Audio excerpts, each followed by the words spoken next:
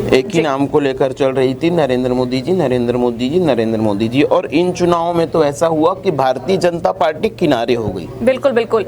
इसी के साथ फिलहाल हमारे साथ बिलासपुर से हमारे संवाददाता जुड़ चुके हैं, उनसे कुछ जानकारियां लेते हैं कि आखिरकार क्या कुछ माहौल दिख रहा है बिलासपुर में, बीजेपी के पक्ष में माहौल दिख रहा है या फिर कांग्रेस के पक्ष में माहौल दिख रहा है। तो पहले तो हम जानना चाहेंगे क्या कुछ माहौल दिख रहा है। आप रविंद्र, क्या आप जुड़े हुए हैं हमारे साथ? जी, सुबह से ही मतगणना को लेकर जनता में काफी उत्साह देखने को मिला है। सुबह प्रशासन की टीम 6 बजे बैलेट पेपर को लेकर यहाँ स्ट्रांग रूम में पहुंची हुई थी, जहाँ से पहले बैलेट पेपरों की गिनती शुरू हुई। उसके बाद लगभग 9 बजे ईवीएम की गिनती शुरुआत हुई। बता दें कि अब तक जो स्थिति सामने निकल कर आई है उसमें बीजेपी प्रत्याशी तोफान साहू लगातार कांग्रेस प्रत्याशी देवेंद्र यादव से आगे चल रहे हैं। लगभग 6000 से अधिक की बढ़त उन्होंने बनाई हुई है। इससे पहले लगातार बातें चल रही थी, आरोप भी कांग्रेस प्रत्याशी द्वारा ईवीएम को लेकर लगाया गया था, जिसके बाद आज गिनती में जब वो पहुंचे तो काफी पॉजिटिव दिखाई दिए। भले ही पहले राउंड में जब जैसे ही ईवीएम खुला, शुरुआती दौर में देवेंद्र यादव ने बढ़त बनाई हुई थी, लेकिन जैसे ही शहरी क्षेत्रों की ईवीएम खुले हैं उसके बाद से ही भाजपा प्रत्याशी तोफान साहू लगातार लीड लेकर अभी बढ़त बनाए हुए हैं।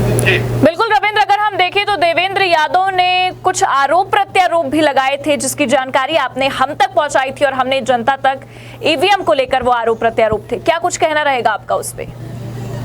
जी, चुनाव से के पहले लगातार ये कांग्रेस सवाल उठाती रही है कि ईवीएम से चुनाव नहीं होना चाहिए। ईवीएम जो भाजपा है वो ईवीएम का उपयोग करती है, लेकिन चुनाव होने के बाद मतगणना से ठीक 2 दिन पहले पत्रकार वार्ता को आयोजित कर कांग्रेस प्रत्याशी देवेंद्र यादव ने तमाम तरह के आरोप और सवाल खड़े किए थे, जिसके बाद प्रशासन ने उसका जवाब भी दिया था। प्रशासन ने कहा था कि जो चीजें बंद हो गई है वोटिंग के बाद उसे स्ट्रांग रूम में रख दिया गया है, लेकिन उसे खोलकर अभी दिखाना पॉसिबल नहीं है। लेकिन जिस दिन मतगणना होगी उस दिन मौके पर प्रत्याशी अपने सवालों के जवाब के बाद आज देवेंद्र यादव सुबह से ही यहाँ मतगणना स्थल पर पहुंचे थे।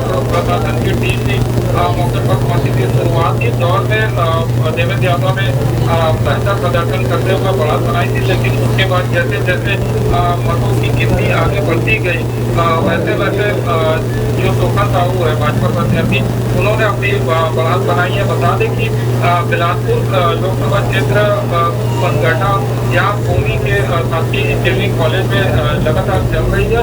वहीं 14 टेबलों में यह लगातार गिनती जारी है। जी बिल्कुल, अगर हम देखें रविंद्र, तो जिस तरह से आप बता रहे हैं कि शुरुआती समय में देवेंद्र यादव ने बढ़त बनाई थी, लेकिन फिर तोफान साहू के पक्ष में नतीजे दिख रहे हैं, तो क्या इस पर लेकर कुछ सवाल जवाब का दौर चला देवेंद्र यादव की तरफ से?